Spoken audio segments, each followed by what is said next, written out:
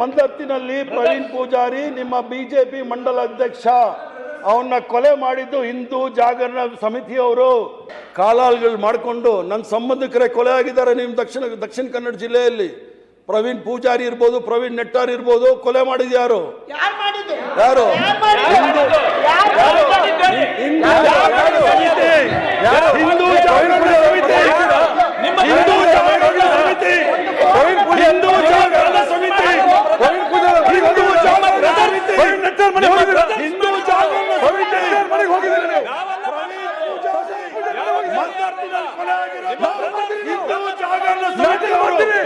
ಹಿಂದೂ ಜಾಗರಣ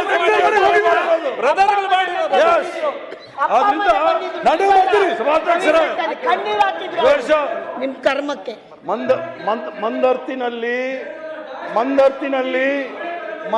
ಮಂದತ್ತಿನಲ್ಲಿ ಪ್ರವೀಣ್ ಪೂಜಾರಿ ನಿಮ್ಮ ಬಿಜೆಪಿ ಮಂಡಲ ಅಧ್ಯಕ್ಷ ಅವನ್ನ ಕೊಲೆ ಮಾಡಿದ್ದು ಹಿಂದೂ ಜಾಗರಣ ಸಮಿತಿಯವರು. ಸುಮ್ಮನೆ ಕೂತ್ಕೊಳ್ಳಿ.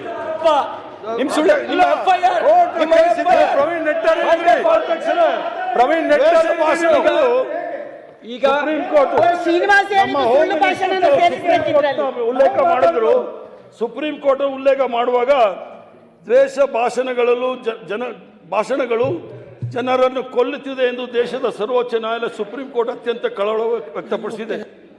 ನೂಪುರ್ ಶರ್ಮಾ, ಅನುರಾಗ್ ಸಿಂಗ್ ಠಾಕೂರ್, ಉತ್ತರ ಪ್ರದೇಶದ ಆಜಂ ಖಾನ್ ಹೀಗೆ ಅನೇಕ ನಾಯಕರು ದ್ವೇಷ ಭಾಷಣದ ಕಾರಣಕ್ಕಾಗಿ ಸುಪ್ರೀಂ ಕೋರ್ಟ್ ಅತ್ಯಂತ ಕಟು ಪದಗಳನ್ನು ದ್ವೇಷ ಭಾಷೆಯ ವಿರುದ್ಧ ವಿಷಾದ ವ್ಯಕ್ತಪಡಿಸಿದೆ.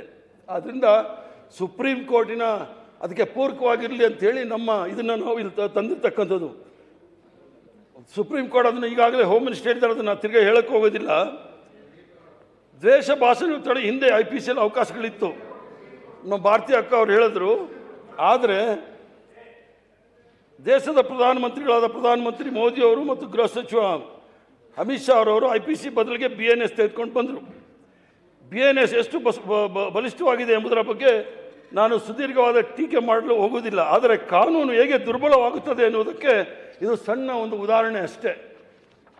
ಅದರ ಜೊತೆಗೆ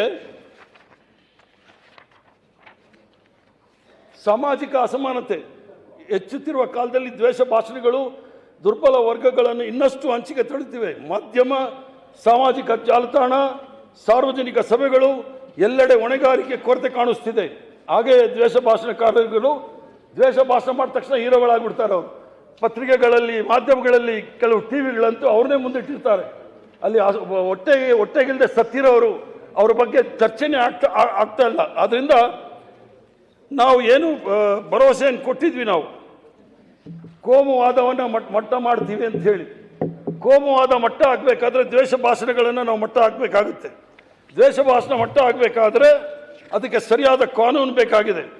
ಆದ್ದರಿಂದ ಕಠಿಣ ಕ್ರಮ ತೆಗೆದುಕೊಳ್ಬೇಕಾದ್ರೆ ದ್ವೇಷ ಭಾಷಣದ ವಿರುದ್ಧ ಏನು ಸರ್ಕಾರ, ಈ ರಾಜ್ಯ ಸರ್ಕಾರ ದ್ವೇಷ ಭಾಷಣ ತಡೆಯಲು ಕಠಿಣ ಕ್ರಮ ಕೈಗೊಂಡಿದೆ. ವಿಧೇಯಕ ಮಂಡನೆಯೂ ಕೂಡ ಆಗಿದೆ. ಆದರೆ ಇವರಿಗೆ